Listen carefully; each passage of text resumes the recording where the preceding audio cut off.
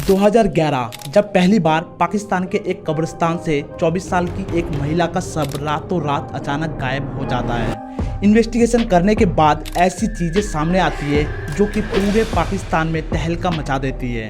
तो चलिए जानते हैं पाकिस्तान के कब्र से लाश चोरी होने की पूरी कहानी। ये कहानी है पाकिस्तान पंजाब में स्थित भक्कर जिले के दरिया खान इलाके में खबाबर कलन गांव की। इस गांव में दो भाई रहा करते हैं जिनका नाम है मोहम्मद फरमान अली और मोहम्मद आरिफ अली। 2011 में छोटे भाई का उम्र 30 साल होता है और बड़े भाई का उम्र 35 साल होता है। दोनों ही शादीशुदा थे मगर इनके बीबियां दोनों को ही छोड़कर जा चुकी थी क्योंकि ये दोनों भाई आए दिन अपने बीबियों को बहुत मारते पीटते थे। 2011 में पहली बार इन दोनों भाई का भयानक रूप सामने आता है जब उनके इलाके के नजदीकी कब्रिस्तान से एक 24 साल की महिला का शव रातों रात अचानक गायब हो जाता है। जिस महिला का शव गायब होता है उसका नाम सायरा प्रवीण होती है जो कि काफी सालों से कैंसर से पीड़ित थी और उसकी मौत कैंसर के कारण हो जाती है। फिर अगले दिन उसके घर वाले कुछ रीति रिवाज के चलते कब्रिस्तान पर जाते हैं और देखते हैं सायरा प्रवीण के कब्र खुदी हुई है और वहां से सायरा का शव गायब है। ये देखकर उसके परिवार वाले चौंक जाते हैं और समझ नहीं पाते आखिर हुआ क्या। वो तुरंत भागते भागते नजदीकी पुलिस स्टेशन पर पहुंचते हैं और पुलिस को पूरी घटना बताते हैं और रिपोर्ट लिखवाते हैं दफनाया हुआ शव गायब होने की। पुलिस को भी इनकी बातें बहुत अजीब लगती है जिसके बाद पुलिस तुरंत ही जांच पड़ताल के लिए निकल पड़ती है। फिर कब्रिस्तान पहुंचकर देखती है वाकई में लड़की का शव गायब है। ये घटना होते ही पूरे पाकिस्तान में देखते देखते वायरल हो जाता है और हर न्यूज चैनल पर, अखबार पर, लोगों के जुबान पर बस यही खबर चलती रहती है जिसके वजह से पुलिस पर भी काफी दबाव पड़ती है। दरिया खान इलाके में हर जगह इस मामले को लेकर नारे प्रदर्शन होने लगते हैं जिसके चलते पुलिस अपना पूरा जोर लगा देती है, हर एक तरकीब अपनाती है, जांच में किसी भी प्रकार की ढील नहीं देती है। जितने भी लोगों पर पुलिस को शक होती है सबको हिरासत में लेती है और पूछताछ करती है, खासकर तांत्रिक बाबा वगैरह से, क्योंकि आमतौर पर मरे हुए शव के साथ यही अपना क्रिया वगैरह करते हैं। ऐसे पूछताछ करते करते 2 दिन बाद पुलिस को कहीं से फरमान अली और आरिफ अली के बारे में पता चलता है जो कहीं ना कहीं इन सब के पीछे इन्हीं दोनों भाई का हाथ है। फिर पुलिस तुरंत ही अपने टीम के साथ इन दोनों भाई के घर में दस्तक देती है। इसके पूरे घर को अच्छे से तलाशा जाता है मगर पुलिस को किसी भी प्रकार का सुराग नहीं मिल पाता। पुलिस को लगता है ये गुनहगार नहीं है। तभी पुलिस की नजर एक कमरे पर पड़ती है जो कि ताला लगा हुआ होता है। तभी पुलिस फरमान अली से पूछती है इस कमरे में ताला क्यों लगा हुआ है।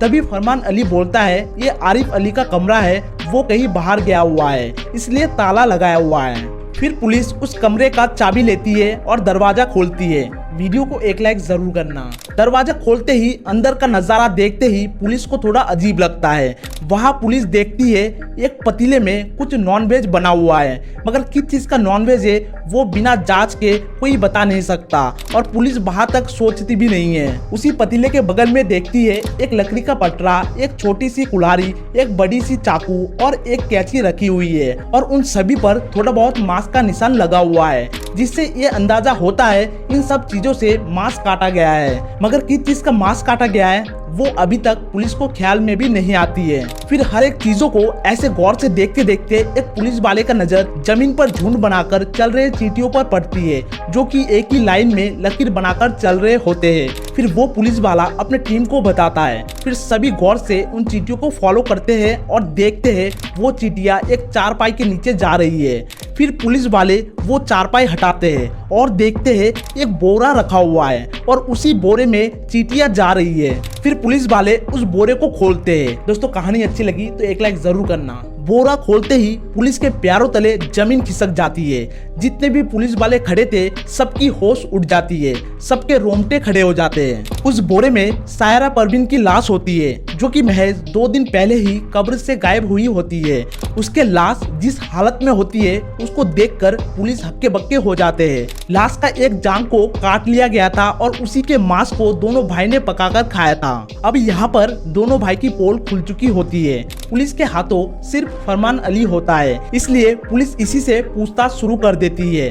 ये एक्सेप्ट भी करता है जो उन्होंने ही कब्र से लाश को चुराया था और पकाकर खाया था। इसके बाद पतीले में पका हुआ मांस को भेज दिया जाता है लेबोरेटरी में जांच के लिए। फिर आरिफ अली को भी पकड़ लिया जाता है। इन दोनों भाई से पूछताछ करते वक्त पुलिस को बहुत से चीजें पता चलती है।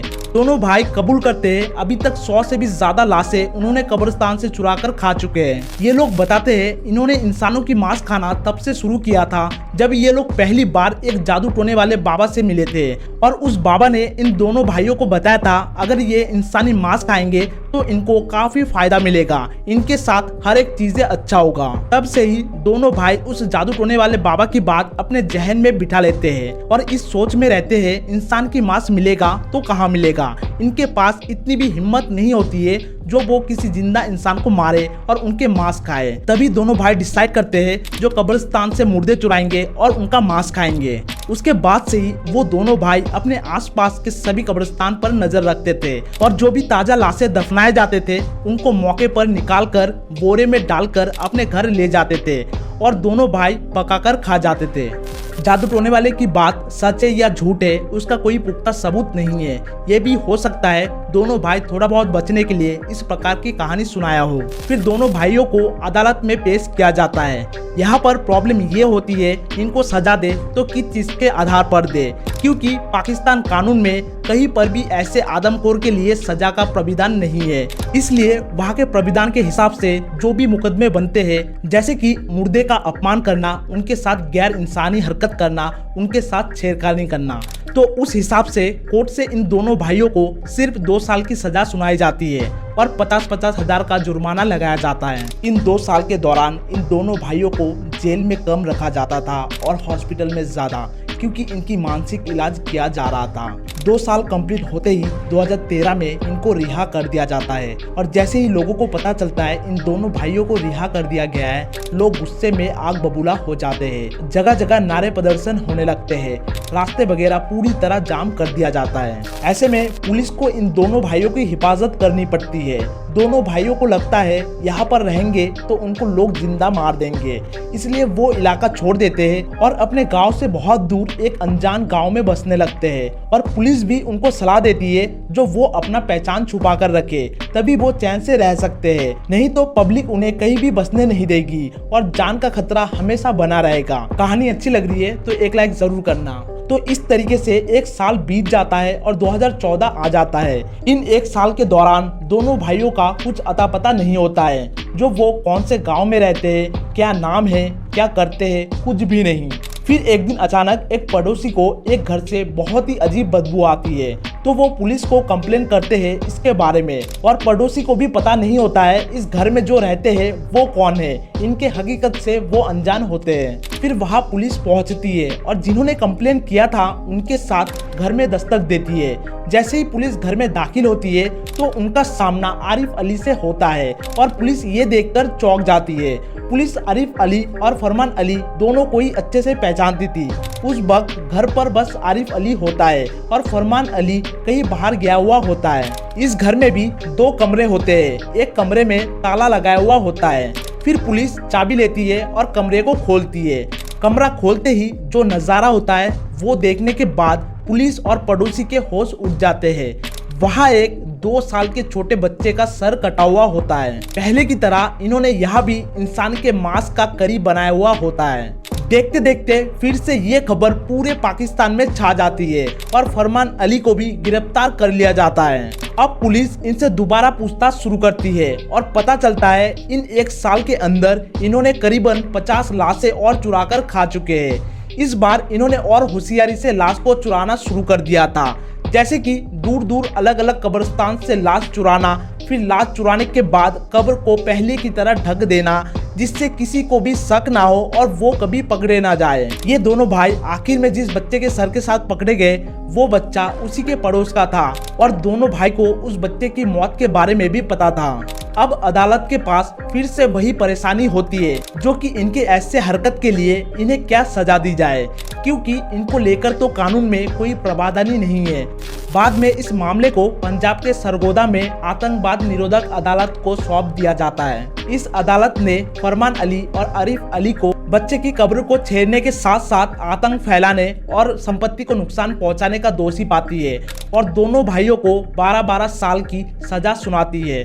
फिलहाल आज के डेट में दोनों आदमखोर भाई जेल में ही है। अब क्या पता 12 साल बाद जब ये सजा पूरा करके बाहर आएंगे तब ये सुधर चुके होंगे या फिर दोबारा यही हरकत करेंगे। आपको क्या लगता है, ये लोग दोबारा ऐसी हरकत करेंगे या नहीं? कमेंट में जरूर बताइए। कहानी अच्छी लगी तो एक लाइक जरूर करना और अपने दोस्तों के साथ भी इस कहानी को व्हाट्सएप पर शेयर जरूर करना। ऐसी इंटरेस्टिंग और भी कहानियां सुनने के लिए चैनल को सब्सक्राइब जरूर करना और बेल आइकन को भी दबाना। अब आपसे मिलेंगे किसी और वीडियो में, तब तक के लिए जय हिंद, जय भारत।